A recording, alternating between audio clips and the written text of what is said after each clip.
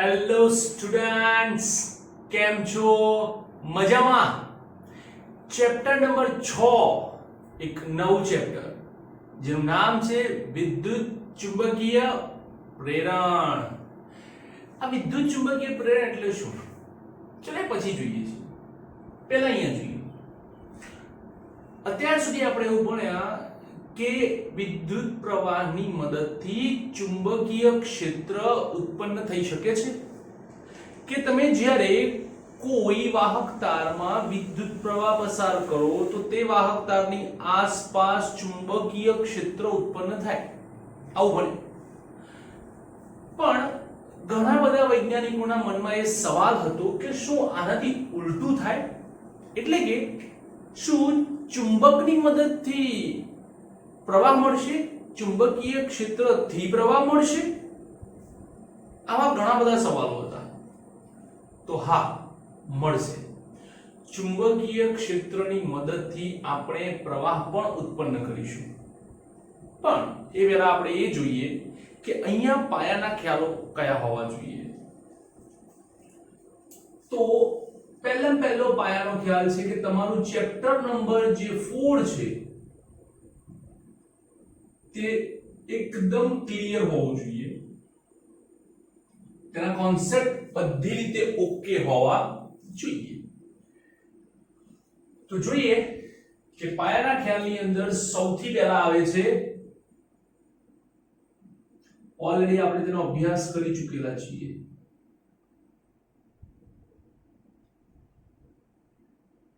ચુંબકીય ફ્લક્સ.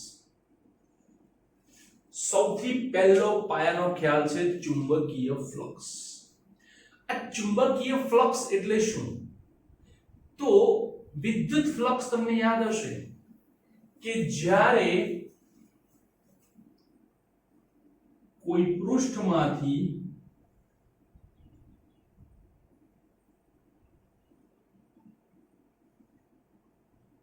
વિદ્યુત ક્ષેત્ર રેખાઓ પસાર થાય છે,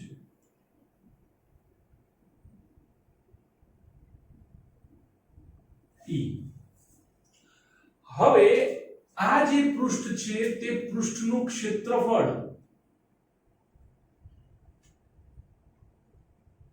જેને આપણે a કહીએ છીએ, તો E અને A ના ગુણાકારને કહેવાય છે વિદ્યુત ફ્લક્સ. તો આપણે અહીંયા થોડું ચેન્જ કરીશું. E ના સ્થાને આપણે B લઈશું. ઓકે, કે એ આડછેદવાળા પૃષ્ઠમાંથી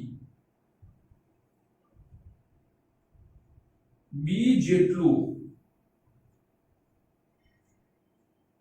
ચુંબકીય ક્ષેત્ર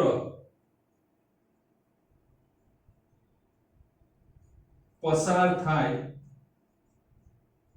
તો ફ્લક્સ કહે છે. ફ્લક્સ એટલે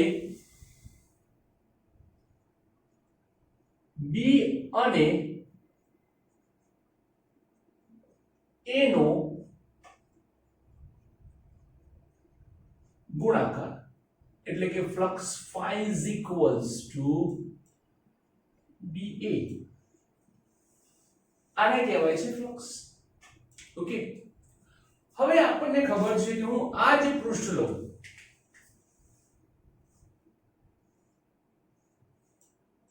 આ પૃષ્ઠ મેં લીધું, આ ક્ષેત્ર બહારનું. હવે ધારો કે હું એકદમ નજીક ક્ષેત્ર રેખાઓ લઈ લઉં છું, તો એને આપણી ભાષામાં શું કહેવાય છે કે આપણે ક્ષેત્રને શું કર્યું? પ્રબળ કર્યું. ક્ષેત્રને શું કર્યું? પ્રબળ કર્યું. ક્ષેત્રફળ એઝ ઇટ ઇઝ રાખીએ, સદિશે. કે તમે ધ્યાનથી જુઓ તો અહીંયા ક્ષેત્ર રેખાઓ 1 2 અને 3 પસાર થતી હતી, અહીંયા 1 2 3 4 5 પસાર થઈ છે. એનો મતલબ એ થયો કે તેટલા જ ક્ષેત્રફળમાં ક્ષેત્રનું મૂલ્ય વધી ગયું. b નું મૂલ્ય વધી ગયું એટલે phi બરાબર b a પરથી phi નું મૂલ્ય પણ વધી ગયું. તો તેટલા જ ક્ષેત્રફળમાંથી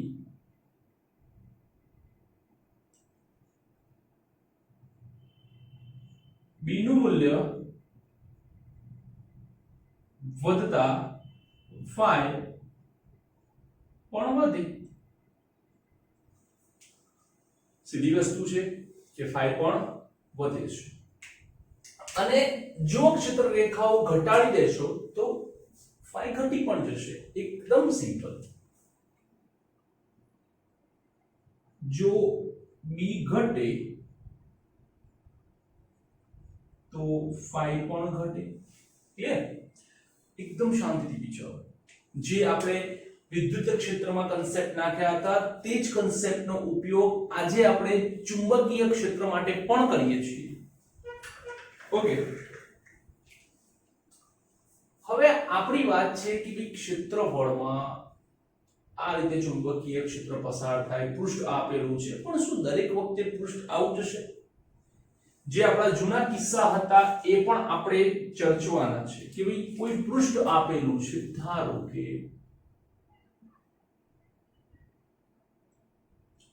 આપણે એમ કહીએ કે ભાઈ આ પૃષ્ઠ છે એકદમ 300 પૃષ્ઠ હું લઈ લઉં છું. વધારે પડતો તમને એકદમ ખ્યાલ આવે એના માટે મેં પૃષ્ઠનો આકાર અલગ લીધો. હવે આમ સામાન્ય જોવા જાવ તો આવું પૃષ્ઠ હોય એનું ક્ષેત્રફળ આ દિશામાં નીકળે. હું એમ કહું કે ભાઈ આ પૃષ્ઠ છે એનું ક્ષેત્રફળ આ દિશામાં નીકળે છે. ઓકે, હવે પૃષ્ઠ નીચે તરફ જાય છે તો ક્ષેત્રફળ પણ ક્યાં જશે? નીચે તરફ. ક્ષેત્રફળ ક્યાં જશે? નીચે તરફ.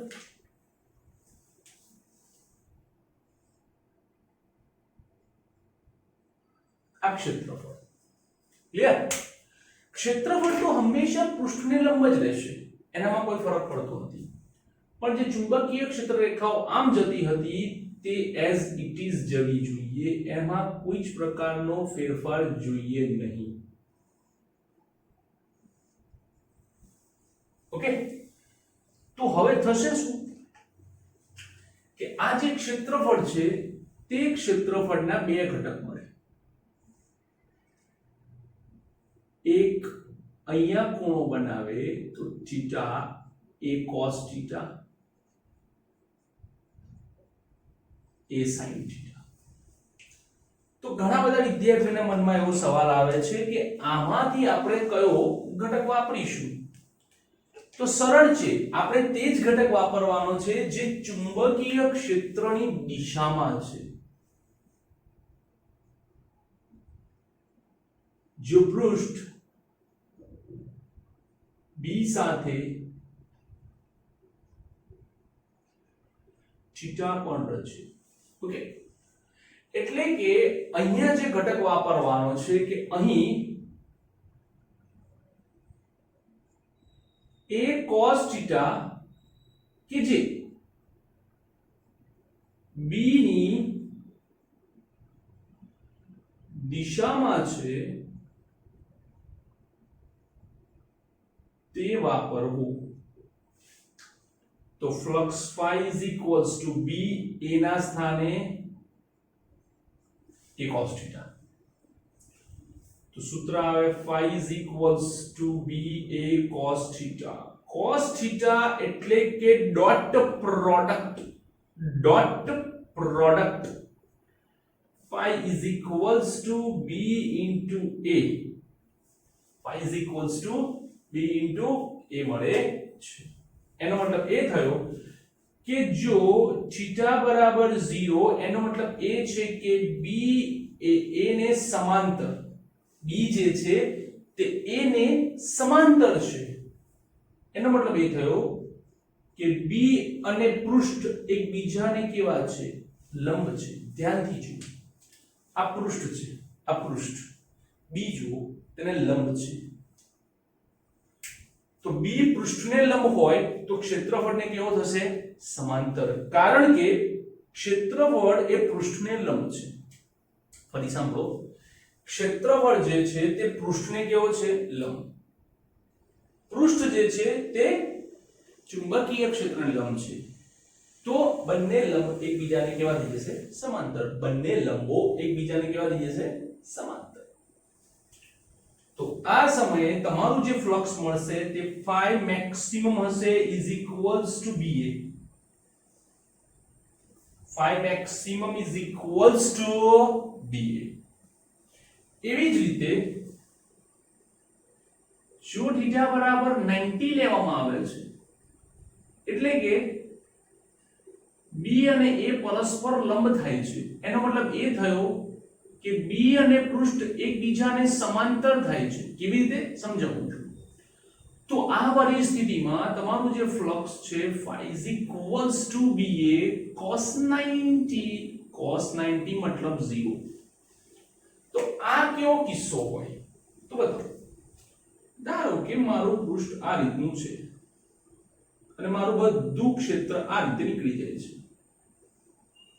વચ્ચેથી ના જાય? નહીં જાય. કેમ નહીં જાય? બતાવો. પહેલા મારું પૃષ્ઠ આમ હતું, ક્ષેત્ર આમ નીકળતું હતું. હવે મારું પૃષ્ઠ, ક્ષેત્ર તો આ દિશામાં જ છે, પણ મારું જે પૃષ્ઠ છે તે આમ થઈ ગયું સમાંતર. તો ઘસાઈને નીકળશે.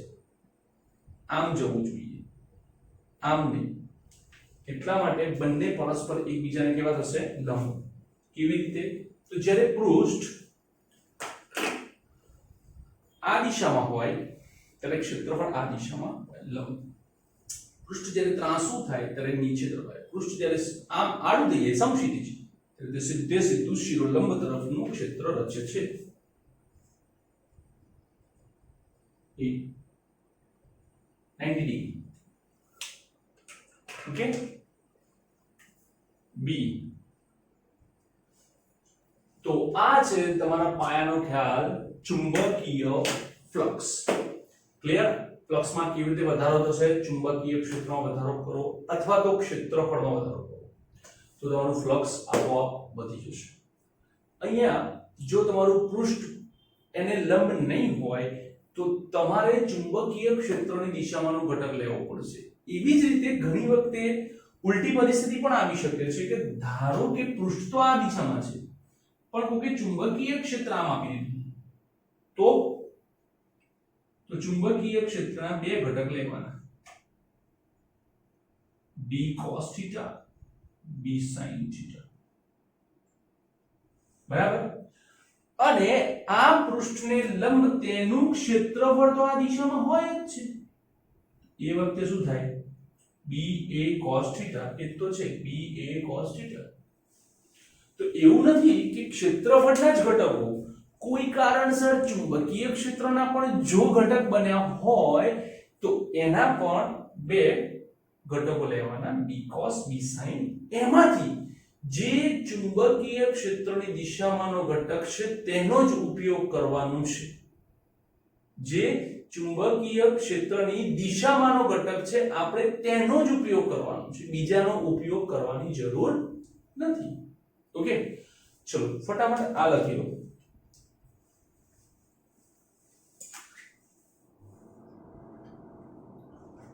ચલો હવે આપણે જોઈએ ફેરેડેના પ્રયોગ. કેમ? તો આની અંદર સૌથી મોટું કામ ફેરેડે જ કર્યું હતું. ફેરેડે સાબિત કર્યું હતું કે ચુંબકીય ક્ષેત્રની મદદથી આપણને વિદ્યુત પ્રવાહ મળે છે.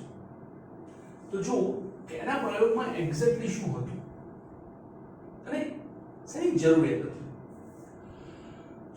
તો એક નાનકડું આપણે અવલોકન જોઈએ, એકદમ નાનકડું અવલોકન. બરાબર? પહેલા અને એના પરથી તારણ કાઢીએ કે એક્ઝેક્ટલી જરૂર શેની હતી.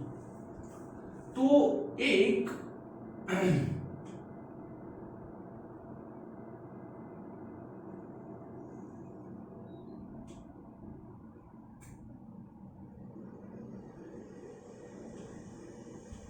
આ રીતે એક કોઇલ છે. આ કોઇલમાં આપણે આ ડાઉ વીંટાળેલ છે. બરાબર?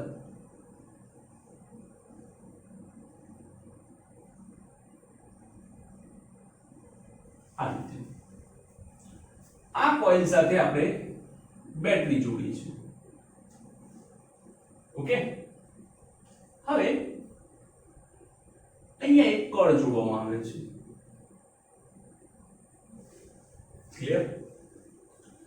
આ આખો જે પટ્ટો છે તેને આપણે અવાહક પટ્ટો કહીએ છીએ, અવાહક રિંગ છે. ઓકે, આ જે છે તે કળ કે છે, આ જે છે તે બેટરી છે, ક્લિયર? બીજી બાજુ બીજું એક ગૂંચળું બનાવવામાં આવે છે આ રીતે, ને તેની સાથે માત્ર ને માત્ર આપણે ગેલ્વેનોમીટર જોડી દઈએ. આ રીતે ગેલ્વેનોમીટર આપણે જોડી દઈએ.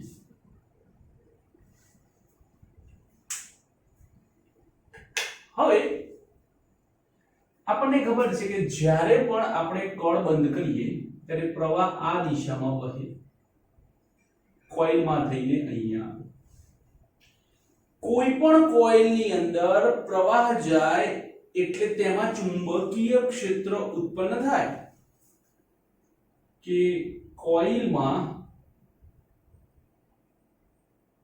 પ્રવાહથી ચુંબકીય ક્ષેત્ર ઉત્પન્ન થાય છે.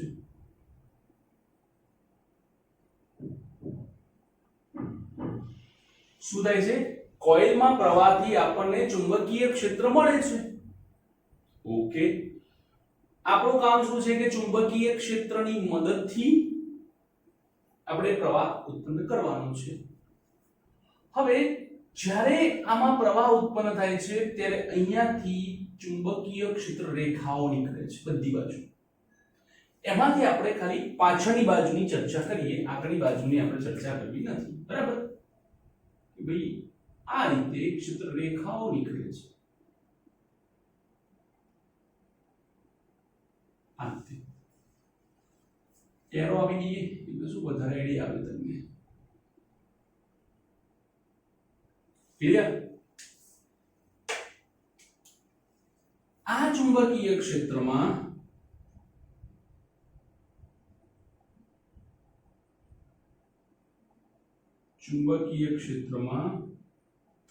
જે ગૂંચળું છે તે ગૂંચળું નંબર 2 આવે. ગૂંચળું 2 આવે. ગૂંચળાનું પોતાનું ક્ષેત્રફળ હોય છે, જેથી ગૂંચળા 2 સાથે ફ્લક્સ મળે છે, જેથી ગેલ્વેનોમીટરમાં પ્રવાહ ઉત્પન્ન થાય.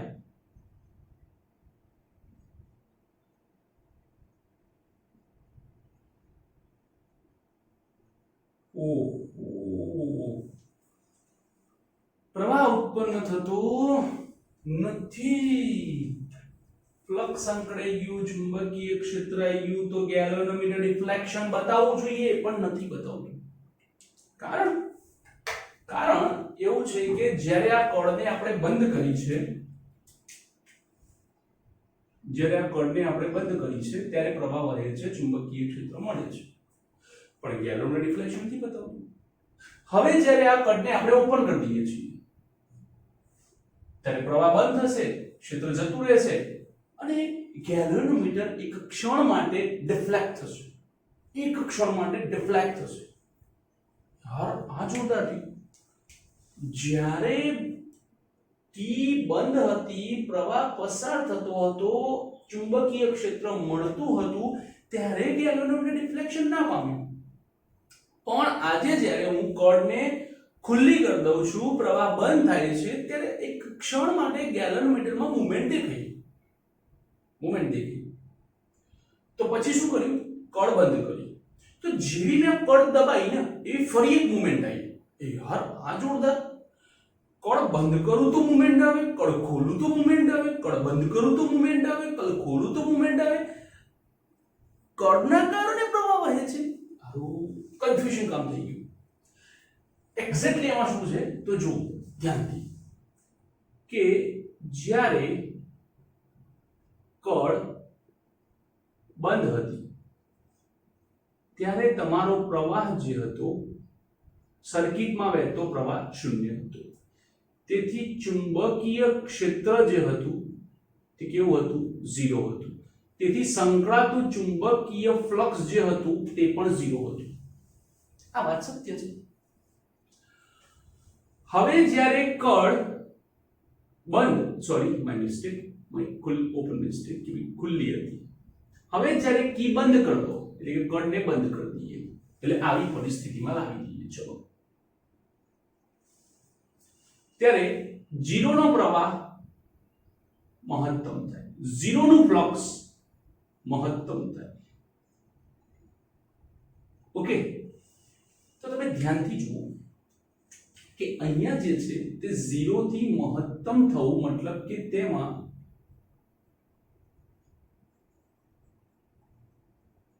બદલાવ આવવો. તેમાં શું આવવું? બદલાવ આવવો. તેવી જ રીતે જ્યારે તે બંધ હતું અને પછી આપણે તેને ખુલ્લી કરીએ છીએ ત્યારે મહત્તમમાંથી પ્રવાહ શૂન્ય થાય, ફ્લક્સ 0 થાય. તો ફરીથી પાછો બદલાવ મળ્યો. 0 થી મહત્તમ થી 0 થી મહત્તમ થી 0 કન્ટિન્યુઅસ આ રીતે બદલાવ ચાલશે. એનો એક ક્લિયર વાત થઈ કે વિદ્યુત પ્રવાહનું નિર્માણ, ધ્યાનથી સાંભળજો, નું જે નિર્માણ છે, નિર્માણ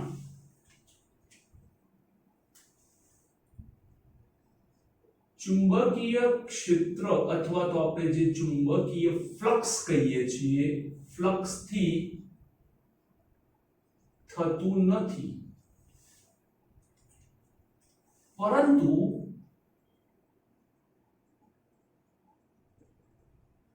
તેના માટે જવાબદાર ચુંબકીય ક્ષેત્ર કહો અથવા તો ચુંબકીય ફ્લક્સ કહો. ફ્લક્સ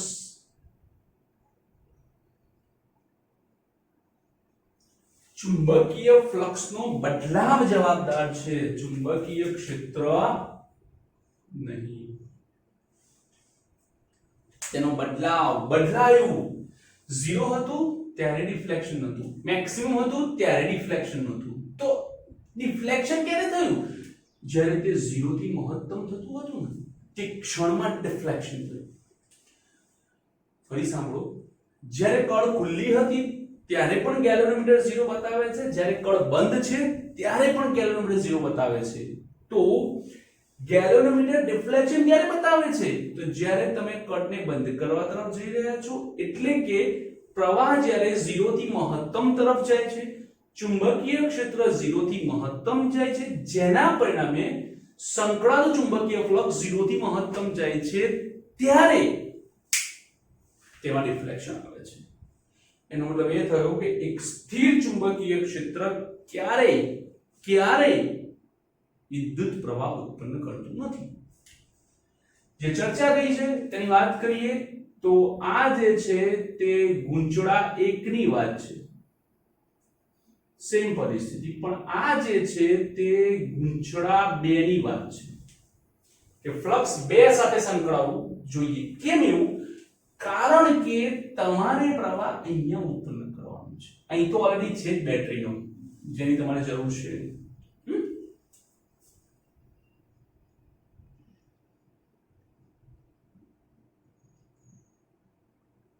આ રીતે ક્લિયર? તો આ એક બેઝિક એક્સપેરિમેન્ટ હતો. હવે આપણે આગળ જોઈએ. આપણને આપણો કન્સેપ્ટ મળી ગયો કે ભાઈ ચુંબકીય ક્ષેત્ર નથી, ચુંબકીય ક્ષેત્રનો ફેરફાર છે તે જવાબદાર છે. ચલો હવે જોઈએ. હવે બીજો એક એક્સપેરિમેન્ટ લઈએ કે ભાઈ એક કોઇલ લઈએ.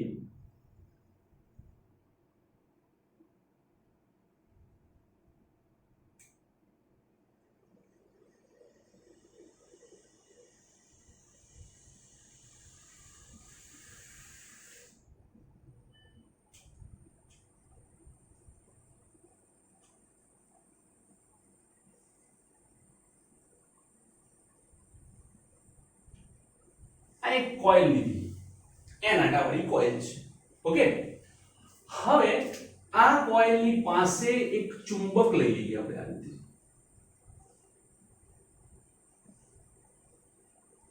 એનો n છેડો, એનો s છેડો, s છેડામાં ક્ષેત્ર રેખાઓ પસાર થાય છે.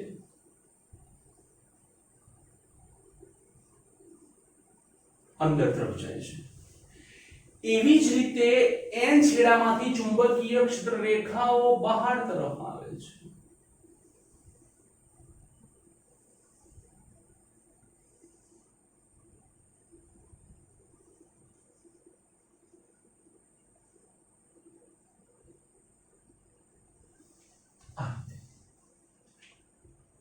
નોર્મલ વાત છે. ચેકિંગ કરવા માટે હું શું કરીશ તો આની સાથે એક ગેલ્વેનોમીટર લગાવી દઈશ. ચલો, મેં શું કર્યું, આ ચુંબકને નજીક લાવ્યો.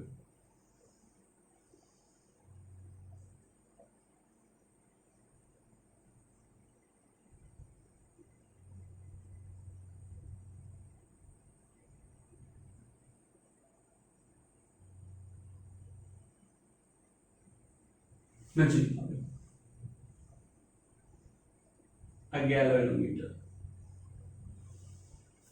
ચુંબક નજીક આવશે.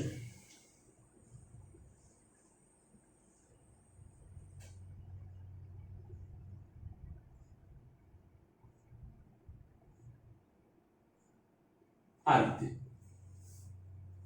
ક્ષેત્ર રેખાઓ જોઈએ.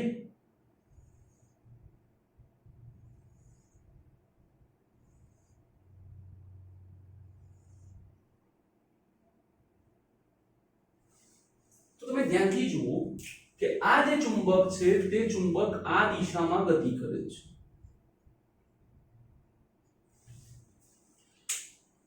જ્યારે આપણે આ ચુંબકને લાવ્યા હતા, શરૂઆતની પરિસ્થિતિ જોઈએ અહીંયા, તો અહીંયા ક્ષેત્ર રેખાઓ છૂટી છવાઈ છે. આ પરિસ્થિતિમાં જે ક્ષેત્ર રેખાઓ છે તે છૂટી છવાઈ છે.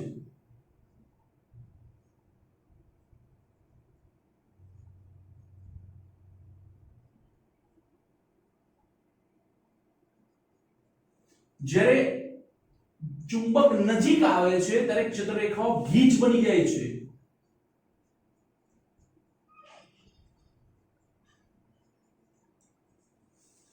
તો આખી જે પરિસ્થિતિનું નિર્માણ થયું કે જ્યારે તે નજીક આવે છે ત્યારે ક્ષેત્ર રેખાઓ જે છે તે છૂટી છવાઈ પરથી ગીચ તરફ વળે છે, અને જ્યારે તે દૂર જાય છે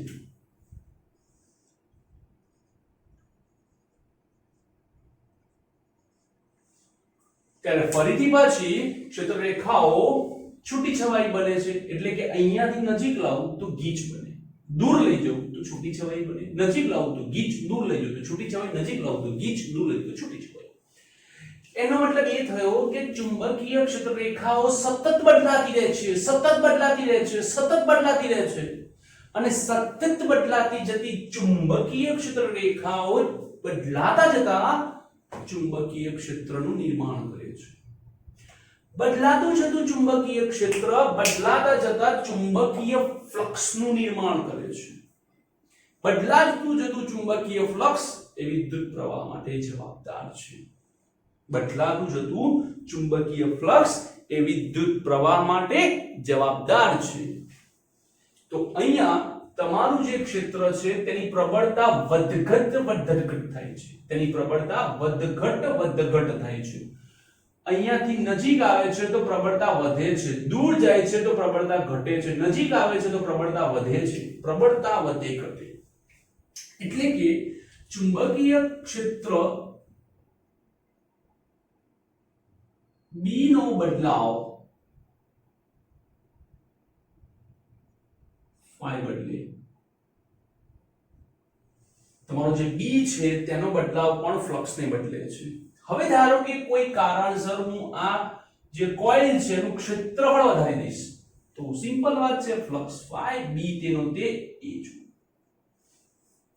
એનો મતલબ એ છે કે આપણે ધારો કે મારી પાસે આવું એક ક્ષેત્ર છે, ધ્યાનથી જોજો એકદમ. આવું એક ક્ષેત્ર છે અને મારી પાસે એક એવી કોઇલ છે જે કોઇલ થોડીક વારમાં નાની, થોડીક વારમાં મોટી, થોડીક વારમાં નાની, થોડીક વારમાં મોટી, થોડીક વારમાં નાની મોટી નાની મોટી નાની મોટી થાય છે, તો એનું જે ક્ષેત્રફળ છે તે બદલાય છે. હવે તમને ખબર છે કે જ્યારે આટલું ક્ષેત્રફળ હોય ત્યારે 1 2 3 4 ક્ષેત્ર રેખાઓ નીકળી જાય. જ્યારે ક્ષેત્રફળ નાનું થાય ત્યારે બે જ રેખા નીકળે, જેના કારણે ફ્લક્સ બદલાય છે. તો માત્ર D નો નહીં, એનો બદલાવ પણ phi ને બદલે છે. કોનો? એનો બદલાવ પણ phi ને બદલે છે.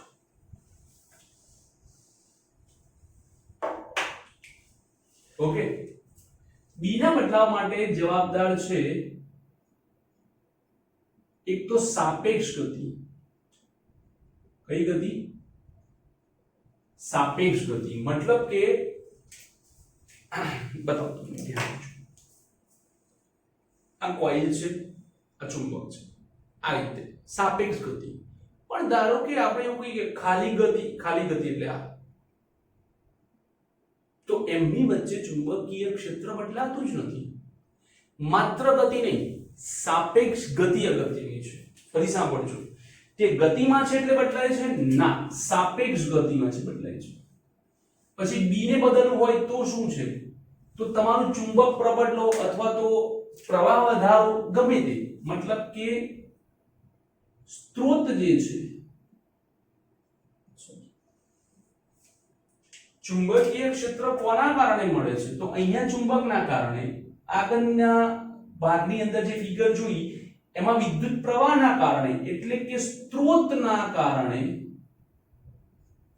ચુંબકીય ક્ષેત્ર બદલાય છે. સિમ્પલ છે, આમાં કઈ મોટી વસ્તુ છે નહીં. તો B ના બદલાવ માટે બે વસ્તુ જવાબદાર છે, સાપેક્ષ ગતિ અથવા તો એનો સ્ત્રોત. તેની સાથે સાથે આપણું જે ફ્લક્સ છે તેનું સૂત્ર છે phi is equals to BA cos theta. Theta is the angle between B and A. B અને A વચ્ચેનો ખૂણો છે. ધારો કે મારી પાસે આ રીતે કોઇલ છે, બરાબર? આમ થાય છે, ઉપર નીચે કોઇલ થાય છે, તો પણ તમારું ફ્લક્સ એ સતત બદલાતું રહેશે, જેના કારણે ફ્લક્સ બદલાતું રહેશે, જેના કારણે તમને વિદ્યુત પ્રવાહ પણ મળશે. એટલે કે થીટા નો બદલાવ phi બદલે છે. થીટાના બદલાવ માટે જવાબદાર શું? તો કે પરિભ્રમણ, રોટેશનલ પરિભ્રમણ, રોટેશન જે છે તે તેના માટે જવાબદાર છે. તો આ જે ઘટકો છે તે મુખ્ય જવાબદાર છે પ્રેરિત વિદ્યુત પ્રવાહ માટેના. વિદ્યુત પ્રવાહ કહો અથવા તો EMF કહો. કેમ? પ્રવાહ ત્યારે જ ઉત્પન્ન થાય જ્યારે EMF નો ફેરફાર રચાય છે. એનો મતલબ એ છે કે આ કોઇલમાં EMF નો ફેરફાર રચાવો જોઈએ. ક્લિયર?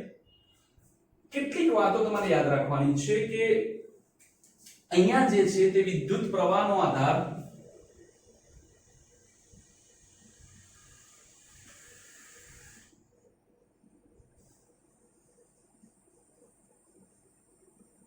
એક તમારું જે ગૂંચળું છે તે ગૂંચળાની આંટાની સંખ્યા પર રહેલો છે. એટલે જેટલું ગૂંચળું મોટું હશે એટલું ફ્લક્સ વધારે સાંકળશે, જેના કારણે તમારા આંટાની સંખ્યા જરૂરી છે. નંબર 2, ચુંબકની ગતિની ઝડપ પર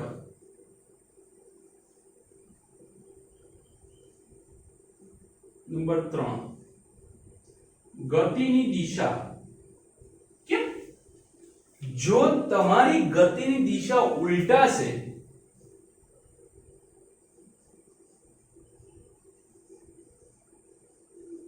ગતિની દિશા ઉલટાય તો પ્રવાહની દિશા પણ ઉલટાઈ જાય છે. ગતિની દિશા જો ઉલટાશે એટલે કે તમે ચુંબકને નજીક નજીક નજીક નજીક નજીક નજીક નજીક નજીક લાવશો તો પ્રવાહ પ્રવાહ ધારો કે હું ધારો કહું છું આમ વહે છે, આને શું કહેવાય? વિસંગડી. હવે ધારો કે તમે ગૂંચળાને આ બાજુ લઈ જાઓ ઊંધું, તો બની શકે કે પ્રવાહ સમગળી થઈ જાય. તમે આ બે છેડા બી બદલી નાખશો તો પણ પ્રવાહની દિશા બદલાઈ જશે. એટલે કે અહીંયા ઘણા બધા ફેક્ટર્સ જવાબદાર છે તમારા પ્રવાહ માટે. એટલે વિદ્યુત પ્રવાહનો આધાર હું અહીંયા વિદ્યુત પ્રવાહ નહીં લખું, પણ અહીંયા હું લખીશ પ્રેરિત વિદ્યુત પ્રવાહ. પ્રેરિત એટલે કે જે આપણે ઉત્પન્ન કર્યું તે. ઓકે, આપણા માટે ચુંબકીય ક્ષેત્રનો સોર્સ એટલે કે સ્ત્રોત ઘણા બધા હોઈ શકે છે. જેમ કે અહીંયા મેં મેગ્નેટ લીધો છે, બીજા બે એક્સપેરિમેન્ટ આપેલા છે જેની અંદર કોઇલની સાથે કોઇલ લીધેલી છે અને પ્રવાહ આપ્યો છે. એટલે એવા ઘણા બધા સ્ત્રોત છે જેની મદદથી આપણને ચુંબકીય ક્ષેત્ર મળે છે. પણ આપણા માટે અગત્યનું છે કે બી નો બદલાવ થયો. તમે બી ને કેવી રીતે બદલો છો એ અગત્યનું છે. બી બદલાશે તો ફાઈ બદલાશે, ફાઈ બદલાશે તો જ પ્રેરિત પ્રવાહ મળશે, બાકી મળશે. તમે કેટલી આંટાની સંખ્યા રાખો છો તેની ઉપર જ છે ગૂંચળાના. તમે ગતિની ઝડપ કેવી રાખી, તમે વધારે ફાસ્ટ ગતિ કરાવશો તો વધારે પ્રવાહ ઉત્પન્ન થશે, તમે ધીમી ગતિ કરાવશો ધીમો એટલે કે ઓછો પ્રવાહ ઉત્પન્ન થશે. તમારી ઝડપની દિશા ઉલટાઈ નાખશો તો પ્રવાહની દિશા પણ ઉલટાઈ જશે. એટલે કે અહીંયા જે પ્રવાહ છે તેનો આધાર ઘણા બધા ઉપર છે અને આ ખાસ યાદ રાખજો. ન્યુમેરિકલ સોલ્વ કરવામાં, એમસીક્યુ સોલ્વ કરવાની અંદર આ જે કડી છે તે ખાસ અગત્યની છે. ક્લિયર? તો ફટાફટ લખી લો. આના પછી જોઈએ ફેરાડેનો નિયમ.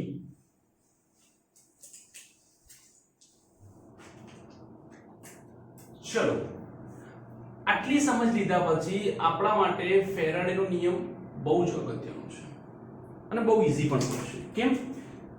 જેમ અહીંયા વાત થઈ તેમ કે ભાઈ તમારી ઝડપ પણ અગત્યની છે. એનો મતલબ એ થયો કે તમે જેટલી ઝડપથી ચુંબકીય ફ્લક્સનો ફેરફાર આપો છો તેના અનુસંધાનમાં તમારો પ્રવાહ પ્રેરિત થાય છે. મતલબ કે સમય પણ અહીંયા અગત્યનું ફેક્ટર છે. ક્લિયર? તો જો કોઈ કોઇલમાં અથવા તો જો કોઈ ગૂંચળામાં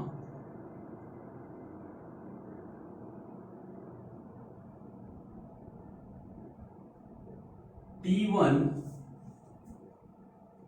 સમયે ફ્લક્સ ધારો કે φ1 છે.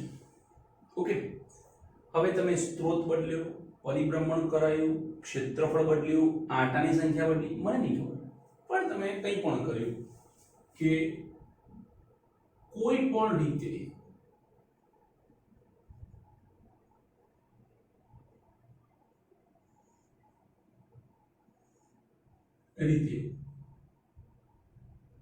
T2 સમયે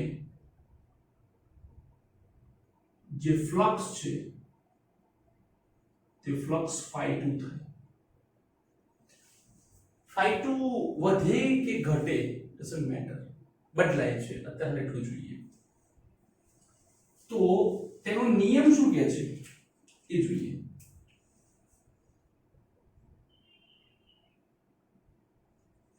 તો તેનો નિયમ એવું કહે છે કે કોઈ ગૂંચળું મતલબ કે બંધ પરિપથ તમારું બંધ હોવું જોઈએ. કોઈ બંધ પરિપથમાં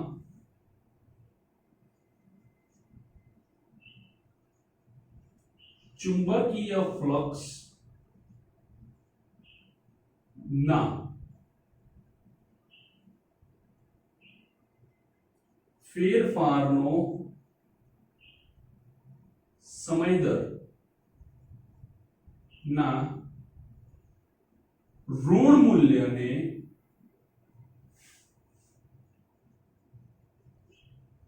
તેનું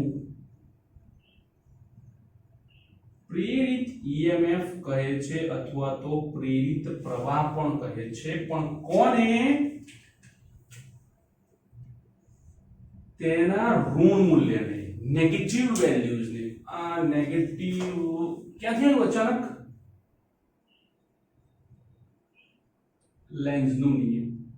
આ વળી કોણ? લેન્ઝનો નિયમ.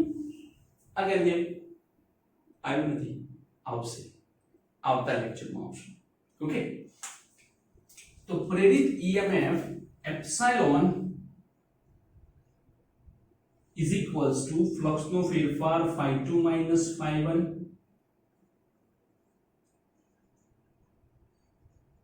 divided by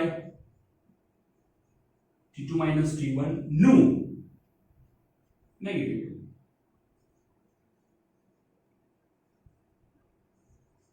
આને કહેવાય ડેલ્ટા ફાઈ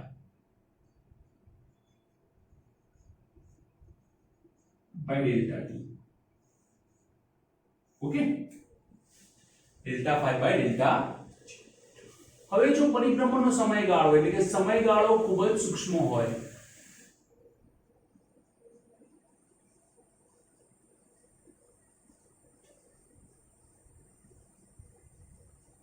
તો ડેલ્ટા t ટેન્ડ્સ ટુ 0 લઈ લો ને. તો આ વખતે તમે લિમિટ વાપરો, limit delta t tends to 0 EMF બરાબર delta t tends to 0 minus delta phi by delta t. Okay, તો લિમિટ લેવાથી સરેરાશ હટી જશે EMF અને ડેલ્ટા જે છે તે d phi by dt બની જશે.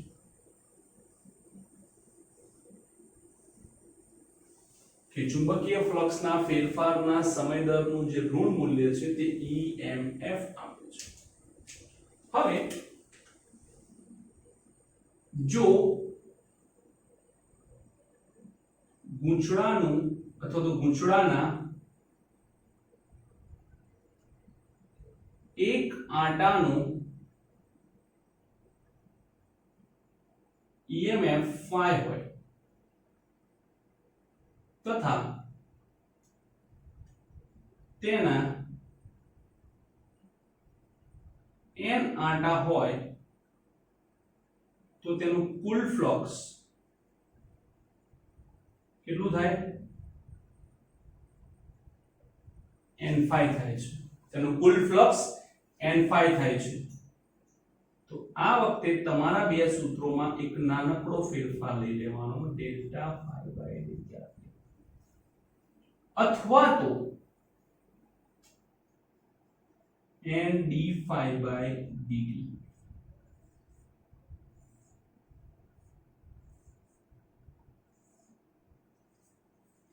આ છે ક્લિયર? તો આ રીતે તમે n ગુણી શકો છો, પણ યાદ રાખો તમારું ફ્લક્સ જે છે તે એક આંટાનું જ લેવાનું, તો તમે n ગુણી શકો. પછી તમે આખી કોઇલનો જ ફ્લક્સ લીધું છે તો પછી n ગુણવાની જરૂર છે નહીં. ઓકે, ચલો હવે આપણે જોઈએ કે flux phi is equals to ba. b નો એકમ થાય ટેસ્લા, આનો એકમ થાય metre square. Tesla into metre square એટલે વેબર. શું થાય? વેબર. પારિમાણિક સૂત્ર બનાવવું થોડું જટિલ પડે એટલા માટે અહીંયાથી મેં લીધું કે હવે એપ્સિલોન બરાબર delta phi by delta T. તો ડેલ્ટા ફાઈ બરાબર એપ્સિલોન ડેલ્ટા ટી લઈ લઈએ આપણે.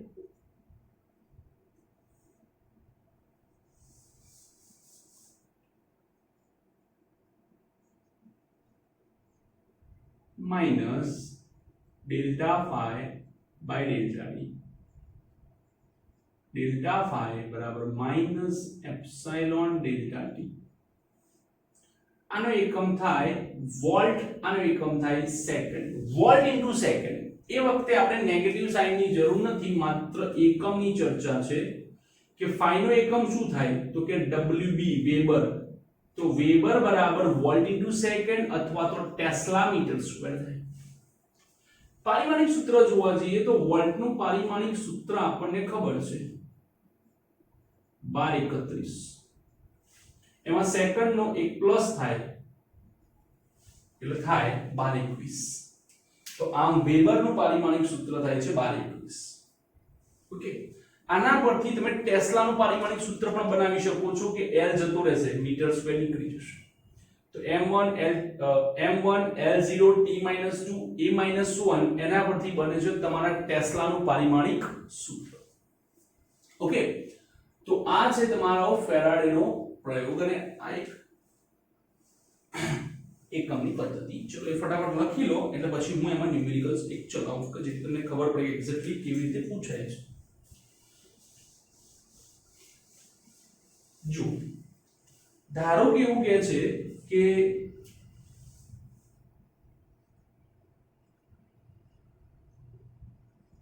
કોઈ ગૂંચળામાં અથવા તો કોઈ ગૂંચળા સાથે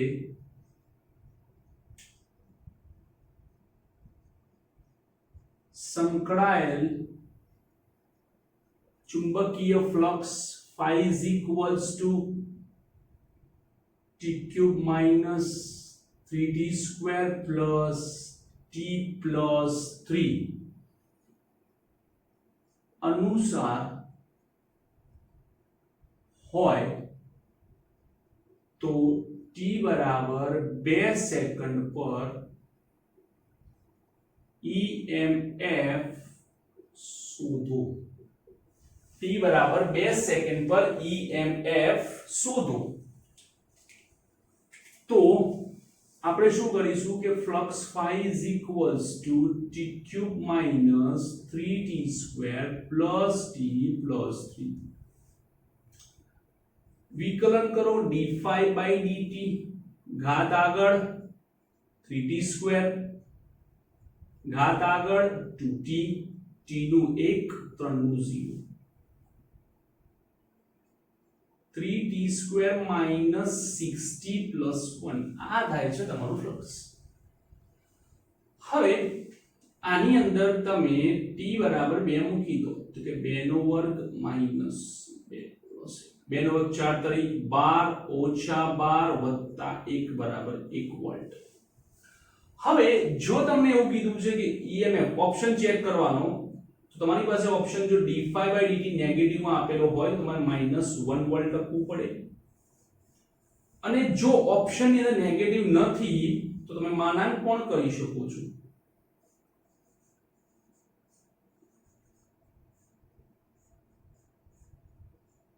તો પ્લસ જવાબ આવે. તો શું જવાબ આવશે? પ્લસ જવાબ આવી શકે છે. તો આવી રીતે તમારે એના ન્યુમેરિકલ્સ કરવાના હોય છે. ઓકે, તો આ છે તમારો ફેરાડેનો નિયમ અને ચેપ્ટર 6 નો પહેલો લેક્ચર. તમારે હોમવર્ક ની અંદર t બરાબર 2 સેકન્ડ ની જગ્યાએ t બરાબર 4 સેકન્ડ લઈને મને આન્સર કમેન્ટ કરવાનો છે. 4 સેકન્ડ લઈને તમારે મને આન્સર કમેન્ટ કરવાનો છે. ઓકે, તો લખી લો.